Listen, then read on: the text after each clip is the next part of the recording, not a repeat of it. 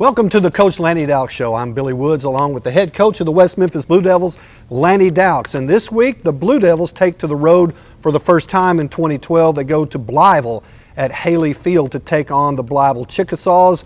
The Chickasaws come into this game 1-0, as does both teams. The Chickasaws defeated Osceola on Thursday night of last week, 36-24, in a game that Coach Dauksch and some of his assistants scouted. And the Blue Devils opened their season Friday night with a weather show, a shower show, a 41-17 victory over Ashdown. We're going to talk about that. And Coach, before we get to highlights of that game, I just want to ask you, how does it feel to get one under the belt? Oh, it's very good to be on the winning side of it. There's 16 7A schools in the state. 8 of them won, 8 of them lost, so it's nice to be on the 8-win side. Finally get to play a football game after practicing and playing all those scrimmages. Oh, it took a long time to get to game one, and now the season's going to fly by, so we got to prepare a lot quicker and be ready to play each team a lot faster. We don't get 5 weeks to prepare for every game. That's right. That's right. Okay, let's look at some of the highlights from last week's game. All right. All right, Coach, is this the opening series? No, this is I think the second series or third series here. This is Jarvis running off tackle play. Blocked well at the line of scrimmage, and then bounced it outside. Start from midfield here.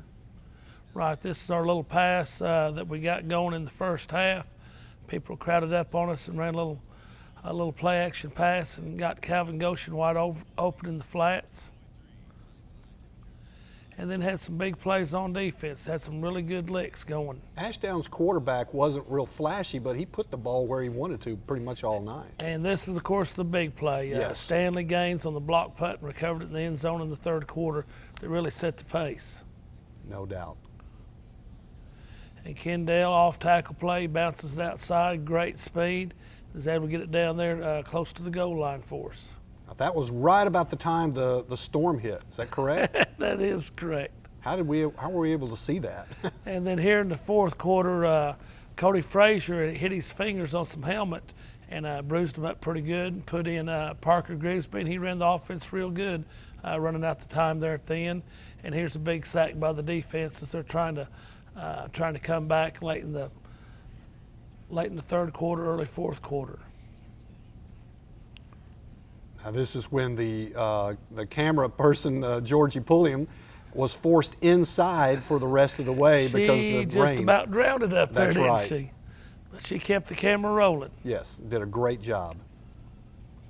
And again, defense the second half played outstanding pass. Defense keeping them out of the end zone.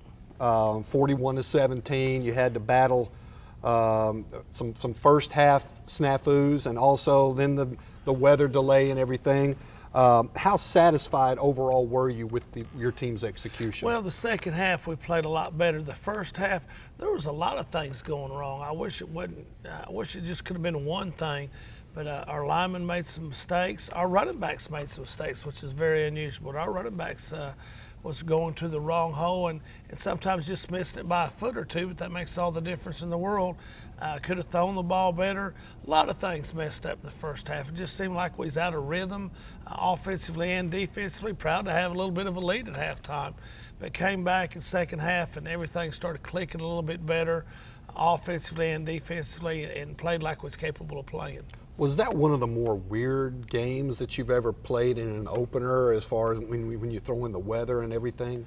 Well, the weather was quite a factor. Started off very, very hot, and then, of course, Isaac visited us there, and that made a big difference.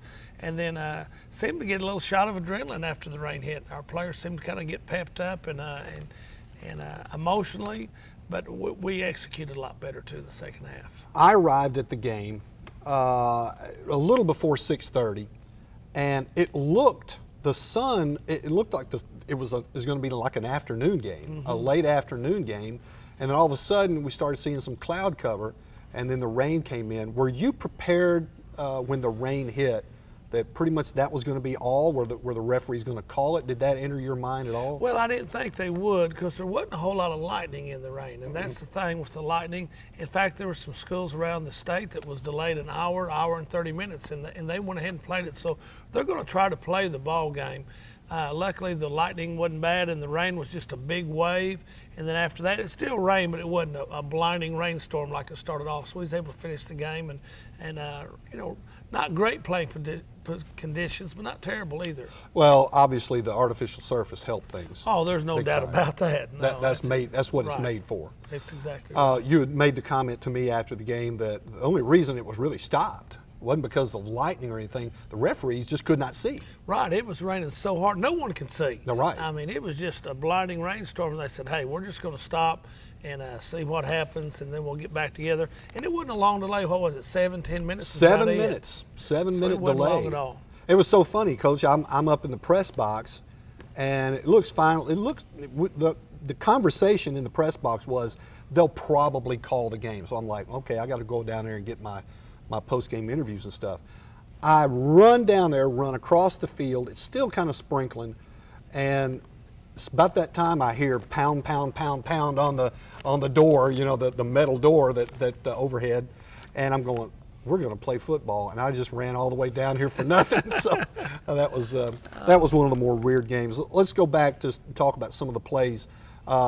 We saw the block punt by Stanley Gaines. Biggest play of the night? I think so. I think the way it came, defense was playing very good, and then we block a punt. We get a touchdown from our defense right after a 3-and-out. So I think that was probably the big play. You guys, even in the Pine Bluff scrimmage, looked like you're very aggressive on rushing the punter there. Well, Stanley did a very good job. Of course, Natavio Clark blocked it against Pine Bluff, but even at that, I thought our kicking game was good. We had a couple of turnovers on that. You know, one time it was a bad snap on their part. We was able to get on the ball, but another time we had good coverage. They bobbled the ball on the return and was right there to get on it. So we had some big plays out of our kicking game. Speaking of the kicking game, I wasn't going to talk about this, but now I think I will. Paulo Henrique's little brother, Matthew Henriques, looks like from the start of practice to now, he has come a long, long way, especially on his kickoffs. He did. He did real well on the kickoffs, got 2 in the end zone. Of course, he had some wind to help him. Our kickoff coverage was good.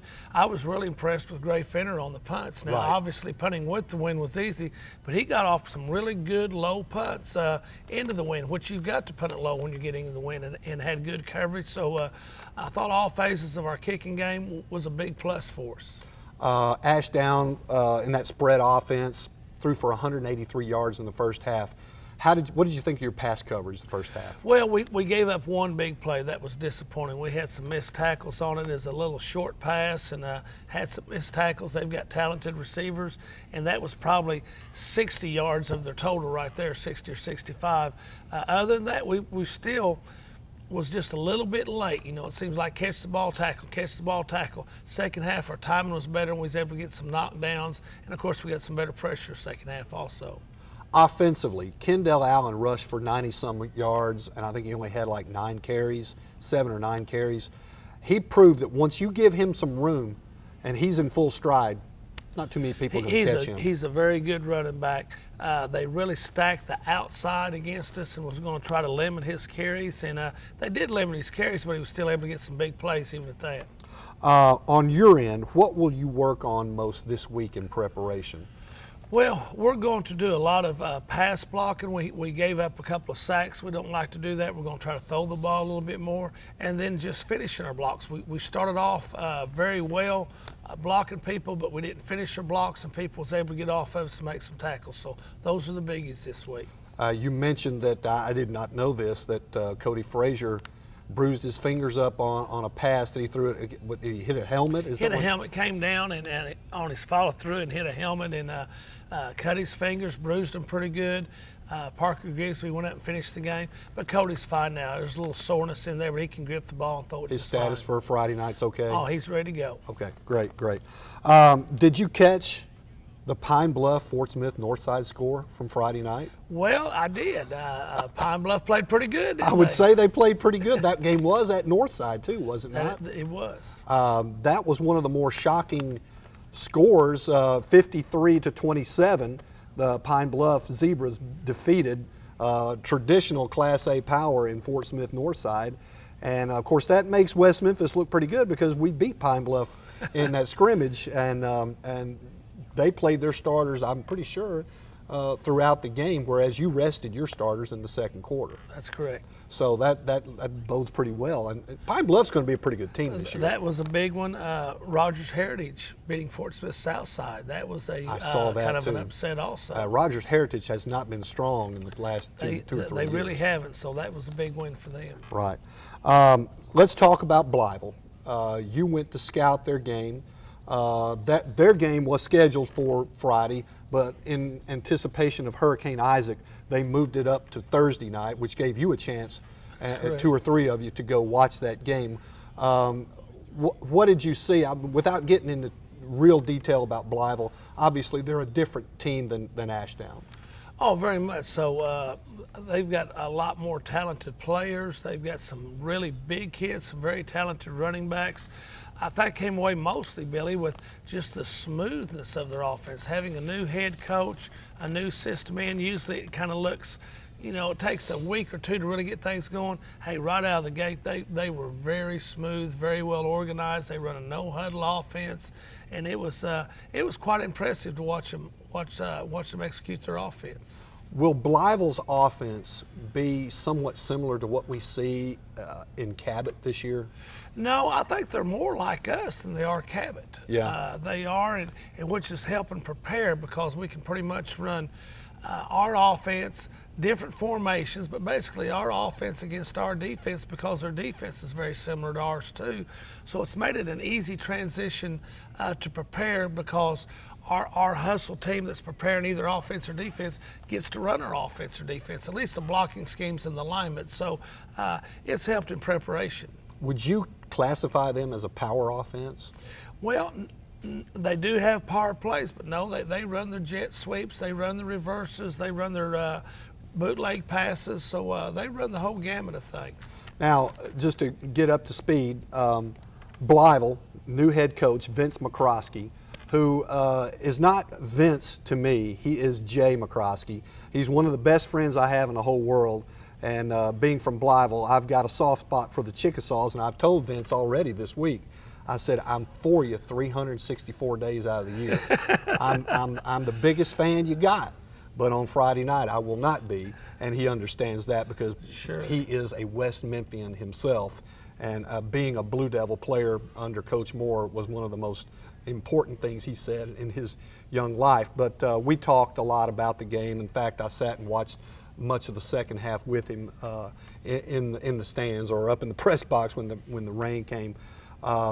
He's pretty juiced about this game, but is your defense more suited to play against a team like Blytheville that's a lot like your defense? Well, offense? we're really built more to play those spread teams, those wide open teams. So we're going to have to kind of bite a little bit harder down on our mouthpiece and line up and play a little bit more physical brand of football in between the tight ends. Now, they've still got the perimeter game, they've still got the passing game, but inside it's going to be a lot more physical than what our defense normally sees against these wide open teams.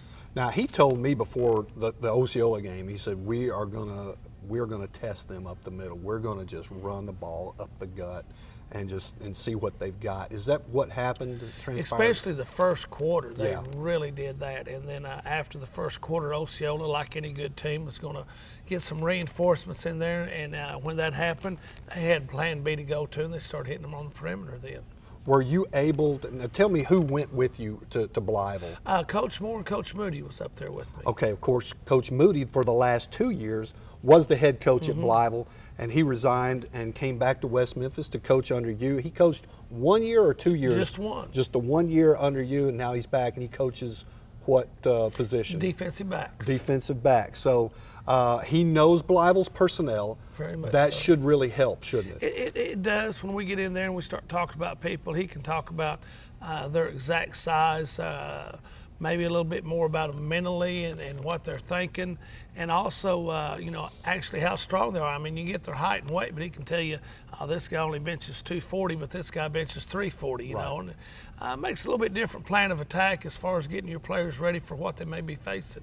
So scouting a team like that, would you rather go and see it with the naked eye, or scout it off the video? I think if you've got them both, that's your advantage, because you can get out there and you watch the film. Yes, you can get the X's and O's and put everything down, but you really get a more feel for the game seeing it live, as far as how do they react in different situations and what's going on. Really, it's best to have both if at all possible, but normally you just have the film, of course, because everybody plays on Friday nights. Do you expect Vince to be, I guess, extra motivated or have a little bit extra motivation to win this game since he's from West Memphis? I think here in East Arkansas, Billy, and I'm not saying this in a bragging way because this tradition started way before I got here, but West Memphis is a traditional football school throughout the eastern part of the state. And I think anybody that's not up there yet looks at that game, they mark it on the calendar, hey, this is our measuring stick. How well can we play against West Memphis? If we're able to beat them, we can beat everybody else on our schedule. So I think that, just because of the tradition and the past Blue Devil teams, that everybody puts a little star there by them and say, hey, this is going to be our measuring stick of how we can compete with everybody else. He told me earlier this week that he wants to emulate your program, not just as far as the success, the wins, but the way you go about it, and you're the benchmark, is what you talked about, and he wants to emulate everything you do. And he said, that's the most sincere form of flattery. Well, it is, but it's not just me. I mean, obviously, the tradition goes way back. We look at our side. 48's the first conference championship, and then, of course, other teams have built on that. But it is good to be in a situation where it's not just up a year, down a year, that the tradition has kept us at least competitive several years in a row. Now, being from Blytheville, I can draw from history, which I often do.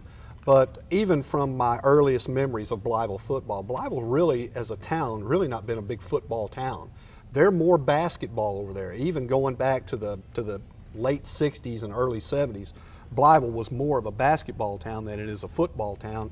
And it has, they've had their moments. Doug Quinn had them going there for a while in the 90s, and then when they had the big quarterback that went to Iowa, and Bryce Beck, and Chris Smith was his top receiver. I mean, they had it going for a year or two, but over a sustained period, Blytheville hasn't done a whole lot.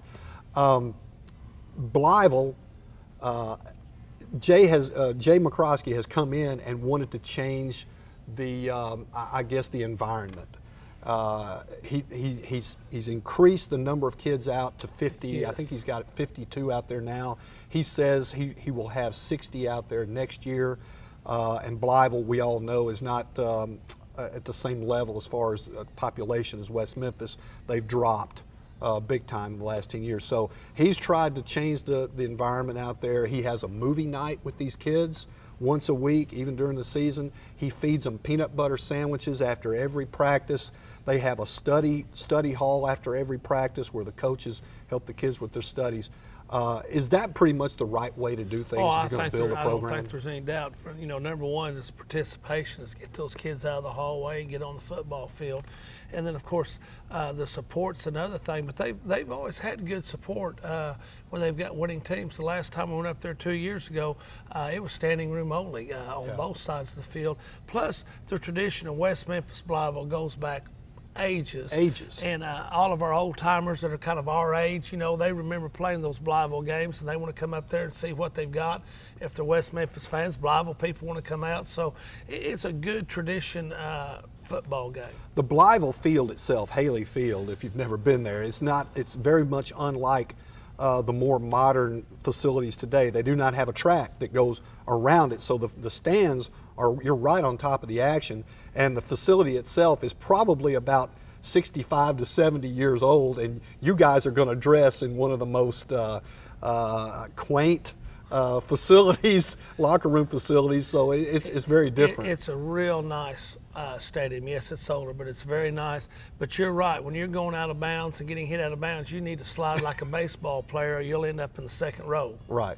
And now Blytheville, Haley Field, I can remember playing basketball. You guys are going to dress where I used to practice basketball and everything.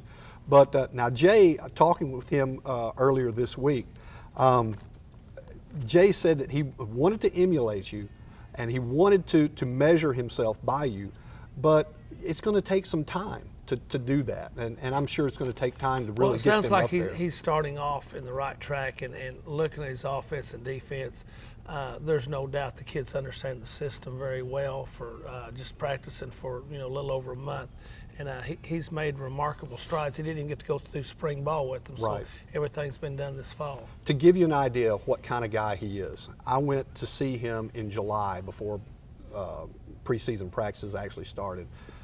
Some of his kids were hanging around the indoor facility. I'd say maybe 6 to 10 of them. And one kid was there, and he didn't look like a football player. He was kind of slightly built, and he was trying to get him to come out for football. And the guy said, kid said, "Nah, I'm a basketball player. I just don't want to play football." He says, "I'll tell you what, come work out with us. I'll make you a better basketball player." That's the kind of guy he is. And he's willing to just get kids, come on in. Maybe I after a few workouts, maybe he'll want to play football. Right. And that's right. That's the key to it. All right. What do you see from them on defense? I mean, I don't know much about what Jay runs on defense. What do they like to do? Well, they run an even front, which is quite popular, very similar to ours. The big difference, I think, is their blitzing. They bring blitzes quite a bit more than some other teams do. So our offensive line is going to have to be on their toes. Of course, a blitzing team is kind of a feast or famine. Your defense will get some big plays with the blitzes, but if we pick it up, we could get big plays. So, of course, that's what we're hoping for. What do you want to see most from your team Friday night? I want to see us execute. I want to see our running backs hit the proper hole and read the hole and get up in it. And I want to see us maintain our blocks better than we did last week. Okay, Coach. 3 questions Billy wants to know. You ready for them? Yes, sir. Okay. You went Saturday to your son, Cody D, was suited up for the University of Central Arkansas, their first game at Oxford against Ole Miss. Tell us about your experience at the Grove. Well, we didn't go. We got there early, and everybody said, "Nah, I don't think I want to go over there and get hassled with this purple on."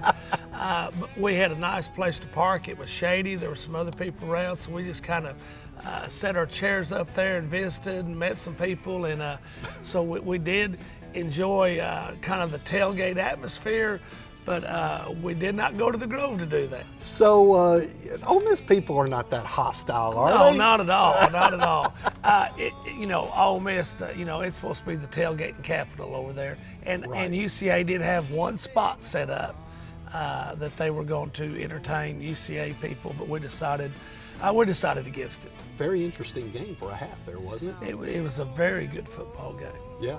So how was Cody excited about putting on that college uniform for the first time? Oh, I don't think there's any doubt. Anytime the first time you put on your college uniform and you jog out there on the field and you've got 50 plus people booing you, It has to give you goosebumps. I'm sure he did. My next question, will Hugh Freeze be a success at Ole Miss as head coach? Well, the second half, the first half was fairly sloppy. They were shell-shocked. They couldn't believe UCA was actually scoring on them and stopping on them. And they came back and they found a couple of plays that would work, and they were able to run the ball. That's the key, I think, even with everybody, especially Hugh Freeze's offense, because if you can run the ball, set up play action passes, then you start getting big plays, and that's exactly what happened to UCA. They just run the ball. They just have to bring safeties down in the box to stop that, and now they got man coverage on the outside. And they do have talented receivers and some talented backs, and they were able to make some plays. So Ole Miss had to win that game. They did. There's a few more games that they have to win, and then be able to maybe sneak out one of those games that they're not supposed to win. Hey, I thought Hugh Freeze last year at Arkansas State had more material relative to the type of competition they play than he has at Ole Miss this year. Would you agree with that? Well, I don't know. It's hard to compare, but they did have a lot of talent at ASU last year. But they got some talented people. Their quarterbacks did a good job throwing the ball and running the ball. I think that's what got UCA off track, was the quarterbacks was able to run. Maybe they hadn't prepared for that quite so much, because you don't see that in major college football much, with a quarterback that's going to run off tackle on you. Do you like UCA's chances this year? You like their team? Oh, I think they're going to be good. I think they're going to be good at their level, but they've got a lot of close games. Of course, those close games, it comes down sometimes kicking and defense making big plays. All right, third issue. If you're Arkansas head coach John L. Smith, are you happy after Saturday night's 49-24 victory over Jacksonville State? They're happy that they won because it's a lot better than losing, but I think they've got a lot of things that they've got to get out of their system and execute their offense and defense better also. Are they thinking about Alabama already, do you think? Well, I'm sure they're not talking about it, but there's no doubt you're thinking about it, Billy. I think Alabama, LSU, you know, they're the cream of the crop. So whether you talk about it or not, it's got to be back here in the back of your mind somewhere. And then you're playing someone that everyone's telling you you're going to beat by 50 points. If you lose a little bit of that time and against quality people, it makes a difference. And that's the third game of the season, not this coming week, but the third game of the season. They will host Alabama. I would imagine that will generate a little bit of excitement and a little bit of attention from the media in Arkansas. Especially after Alabama, the way they played against Michigan Saturday. Oh, man. They've just got some bad boys on that team, don't they? They've got some football players. Oh, my goodness. Well, Coach, we've run out of time, but I wanted to save a little bit of time at the end of this program because on a sad note, one of the great athletic icons in West Memphis history, Wallace Chandler, former athletic director at West Memphis High School, died of cancer on Monday, Labor Day. I love Wallace Chandler, and I don't know a person in West Memphis who didn't love Wallace Chandler, and I just wanted to express my condolences to the Chandler family and all the friends because we're going to miss Wallace. That's exactly right. I mean, he was a football coach, baseball coach, administrator, athletic director. He did it all, and he was very much a Blue Devil.